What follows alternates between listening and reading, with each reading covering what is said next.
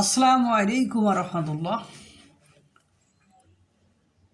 A friend in need is a friend in deed. অসময়ের বন্ধুই প্রকৃত বন্ধু। এ কথাটা আমরা সকলেই জানি। আমরা আমাদের ঘরের স্ত্রীকে সবচেয়ে বড় বন্ধু ভাবি। এই স্ত্রীর জন্য পরিবার, মা বাবা, আত্মীয় স্বজন সবাইকে ছাড়ে। এমনও অনেক বাচ্চারা আছে, ছেলেরা আছে। সিরিয়ার বাশার আল আসাদ তার স্ত্রী আসিয়া, তারা সিরিয়া থেকে পতনের পরে পালিয়ে এখন মস্কোতে, রাশিয়ার মস্কোতে আছেন, সেখানে অবস্থান করেছেন। বাশার আল আসাদের প্রভাব প্রতিপত্তি, যশ, নাম যশ, সম্মান সব কিছু শেষ। এখন আসিয়া আল আসাদ তিনি বিবাহ বিচ্ছেদের, অর্থাৎ বাশার আল আসাদের সাথে আর বৈবাহিক সম্পর্ক রাখতে চায় না। এজন্য তিনি বিবাহ বিচ্ছেদের জন্য আবেদন করেছেন।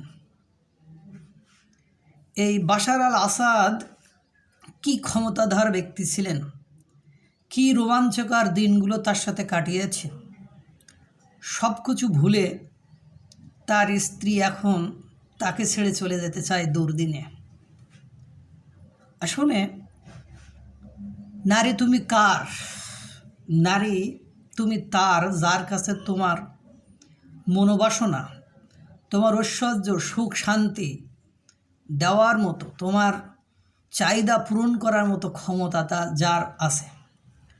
আমি প্রায় একটা কথা বলি, love is nothing but utility.